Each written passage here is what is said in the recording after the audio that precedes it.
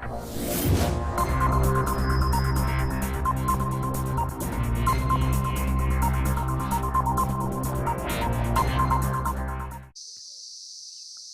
Guys, welcome to my YouTube channel the unique way of learning में। आज हम बात करने वाले हैं भौतिक विज्ञान में एक बहुत ही महत्वपूर्ण टॉपिक में। तो चलिए दोस्तों, शुरू करते हैं आज के इस वीडियो में। दोस्तों, इस अध्याय के अंत तक हम कुछ महत्वपूर्ण टॉपिकों को सीखेंगे।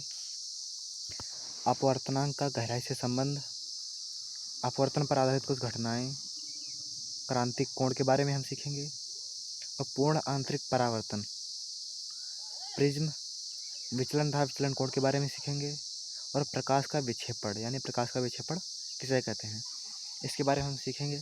तो चलिए दोस्तों, शुरू करते हैं। अपवर्तनांक का गहराई से संबंध। जल में रखी किसी वस्तु को देखने पर वस्तु की आभासी गहराई वास्तविक गहराई से कम प्रतीत होती है। जैसे अगर मछली अगर जल में है, यहाँ पर अगर मनुष्य खड़े मनुष्य को देख रही है तो उसको उसकी दूरी कम प्रतीत होगी। यानी अगर मछली अगर मनुष्य को देखना चाहे तो उसके बीच की दूरी कम प्रतीत होगी। इसी तरह अगर मनुष्य अगर मछली को देखना चाहे तो उसकी दूरी अधिक प्रतीत होगी, मनुष्य को मछली की दूरी अधिक प्रतीत होगी। और इसका जो अनुपात होता है आभासी गहराई और वास्तविक गहराई का, तो इसे कहते हैं अपवर्तनांक। यही अपवर्तनांक के बराबर होता है।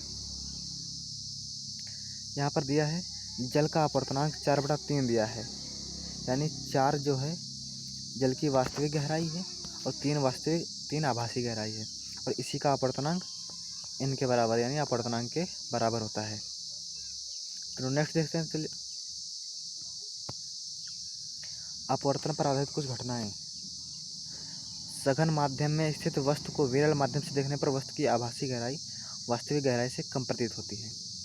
अगर हम जल से किसी वस्तु को देख रहे हैं, जल से अगर हम देख रहे हैं किसी वस्तु को, और यहाँ पर ऐसे मनुष्य खड़ा है, मछली अगर मनुष्य को देख रही है तो उसकी दूरी जो है कम प्रतीत होती है।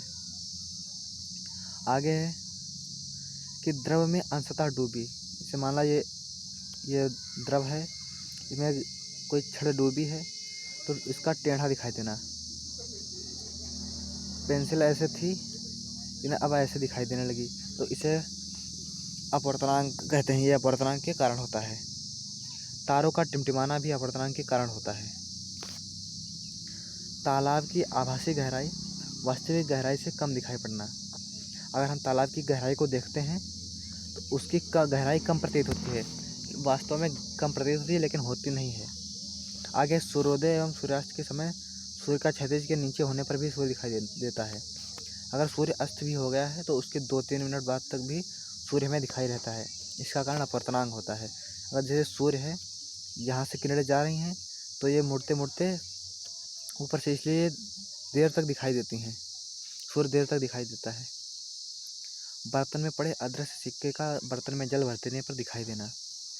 बर्तन में अगर कोई सिक्का पड़ा है, यहाँ से खड़े होकर कोई व्यक्ति देख रहा है और उसको सिक्का नहीं दिखाई दे रहा है, अगर इसमें जल भर देने पर तो सिक्का मनुष्य को स्पष्ट दिखाई देने लगता है, क्योंकि आने वाली जो प्रकाश की किरण होती है वो नीचे की ओर झुक जाती है। कि जब विरल माध्यम से सघन में जाती है तो अविलंब की ओर झुक जाती है, इसलिए सिक्का दिखाई देने लगता है। नेक्स्ट है क्रांतिक कोण, क्रिटिकल एंगल।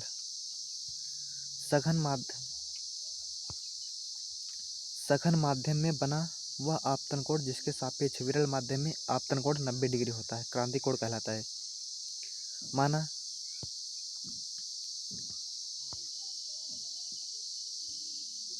माना जैसे माध्यम है, ये सघन माध्यम है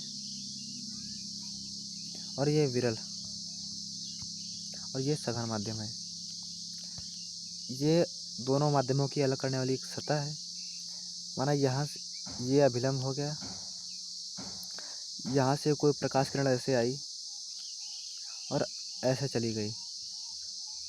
अगर हम इसको अगर थोड़ा और झुका दें तो ऐसे आएगी और ऐसे चली जाएगी, और अगर इसका हम और अधिक झुका दें तो ये 90 डिग्री के बराबर हो जाता है। तो इसे कहते हैं आपतन कोण। इसे कहते हैं क्रांतिक कोण। ये जो कोण होता है ये इसे क्रांतिक कोण कहते हैं। क्रांतिक कोण का सूत्र होता है 1/sin²। अगर किसी माध्यम का अगर इसका अपवर्तनांक निकालना है तो उसके कोण के मान के बराबर होता है, 1 कोण के मान के बराबर होता है। आगे देखते हैं।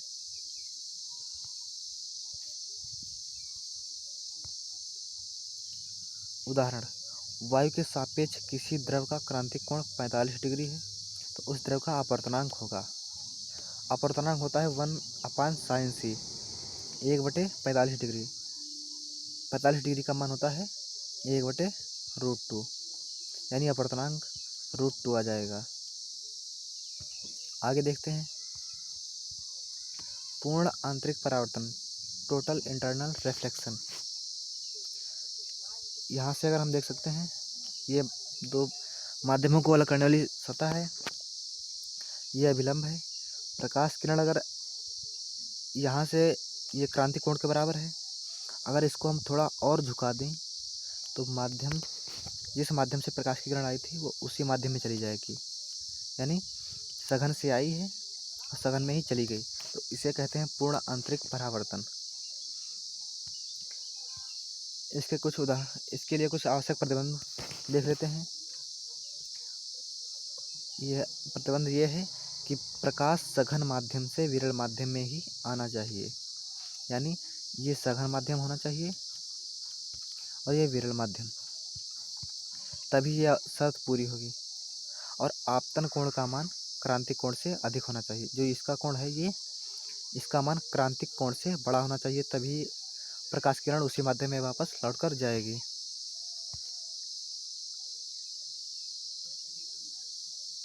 इसके कुछ उदाहरणों पर चर्चा कर लेते हैं। कांच में पड़ी दरारों का चमकना और पानी में डूबी कांच नली का चमकना। हीरे का चमकना भी पूर्ण आंतरिक परावर्तन के कारण होता है। रेगिस्तान में मृग मरीचिका, जल में वायु के बुलबुले का चमकीला दिखाई देना आदि घटनाएं प्रकाश के पूर्ण आंतरिक परावर्तन पर ही आधारित हैं। आगे देखते हैं दोस्तों। आगे है मृग मरीचिका, मिराज। मृग मरीचिका प्रायः मरुभूमि से संबंधित है। गर्म जमीन के पास हवा गर्म रहती है और ऊपर की ओर ठंडी होती जाती है, फलस्वरूप हवा की परत ऊपर की ओर क्रमशः अधिक घनी हो जाती है। अतः मरुभूमि में किसी पेड़ से प्रकाश की किरण कम प्रकाश तक घनी हवा में क्रमिक परतों से होकर जैसे जैसे जाती है, इसका उत्तरोत्तर अपवर्तक रूप से मुड़ना होता है, जबकि यह एक परत क्रांतिक कोण के बराबर कोण पर अंत नहीं मिलती, तब इसका पूर्णांतरिक परावर्तन होता है। जैसे ये पृथ्वी की सतह है, यहाँ अधिक तापमान है इसलिए यहाँ पर परतें विरल होंगी, और जैसे ऊपर बढ़ते जाएंगे परतें सघन होती जाएंगी। अगर प्रकाश की किरण से अगर हम देखना चाहें, माना ये प्रकाश की किरण चली, यहाँ से पौधा है, ये ऊपर सघन है और विरल है। जब सघन से विरल में जाती है, जब प्रकाश की किरण सघन माध्यम से विरल माध्यम में जाती है तो अभिलंब से दूर हटती है।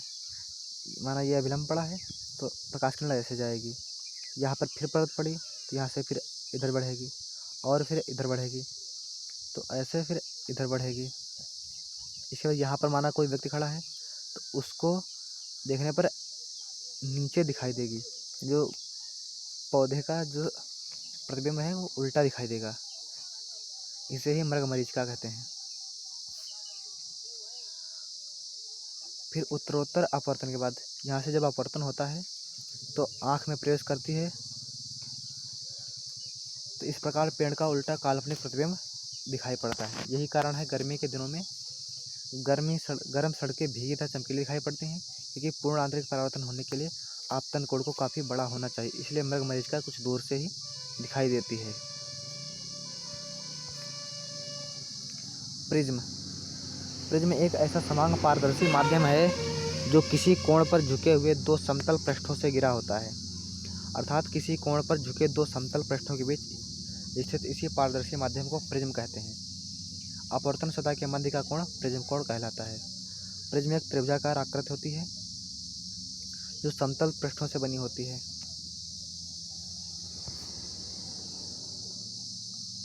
विचलन तथा विचलन कोण। माना ये प्रिज्म है, प्रकाश किरण आई, ऐसे गई, यहाँ से निकल गई, यहाँ पे अभिलंब पड़ा, ये इधर जाती प्रतीत होगी, यहाँ पे अभिलंब पड़ा, ये ऐसे इधर जाती ये कोण है, ये इसे ही विचलन कोण कहते हैं,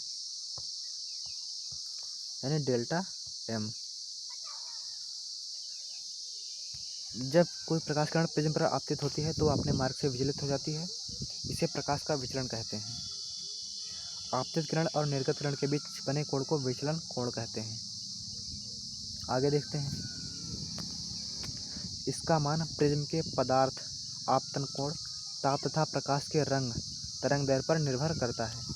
यदि किसी प्रिज्म का कोण ए तथा अल्पतम विचलन कोण डेल्टा एम हो तो प्रिज्म के पदार्थ का अपवर्तनांक होगा sine A plus delta m by 2 by sine A by 2, जो प्रिज्म के अपवर्तनांक के बराबर होता है। प्रकाश का विक्षेपण।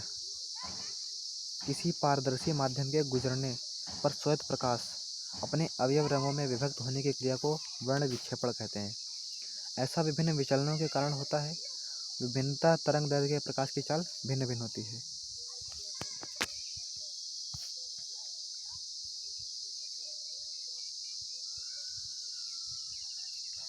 जब प्रिज्म प्रवेश करता है, माना ये प्रकाश किरण यहाँ से गई, यहाँ से अपने 7 अवयवी रंगों में विभक्त हो जाती है। सबसे ऊपर लाल, जिसकी तरंग दैर्ध्य सबसे अधिक होती है, और सबसे नीचे है बैंगनी, जिसकी तरंग दैर्ध्य सबसे कम होती है। लाल रंग जो है सबसे अधिक तेज गति से चलता है और बैंगनी रंग सबसे कम तेज गति से चलता है। यह अपने 7 अवयवी रंगों में विभक्त हो जाता है। श्वेत प्रकाश लाल, नारंगी, पीला, हरा, नीला, बैंगनी, इस प्रकार वह अपने 7 रंगों में विभक्त हो जाता है।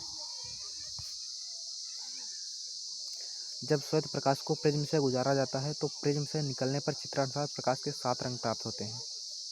बैंगनी, आसमानी, नीला, हरा, पीला, नारंगी तथा लालेड। इसे याद करने के लिए सारा ट्रिक है विबग्योर। बी से वियोलेट यानी बैंगनी, आई से इंडिगो आसमानी, बी से ब्लू नीला, वाई से येलो हरा, ओ से ऑरेंज नारंगी, आर से रेड लाल। विबग्योर की तरंग दैर्ध्य। बैंगनी रंग की तरंग दैर्ध्य सबसे कम तथा लाल रंग की तरंग दैर्ध्य सबसे अधिक होती है, परंतु सभी रंगों की चाल एक समान होती है, 3 × 10⁸ मीटर पर सेकंड। सभी रंगों की तरंग दैर्ध्य अलग अलग होती है, लेकिन चाल एक ही होती है। आज के लिए बस इतना ही दोस्तों। मिलते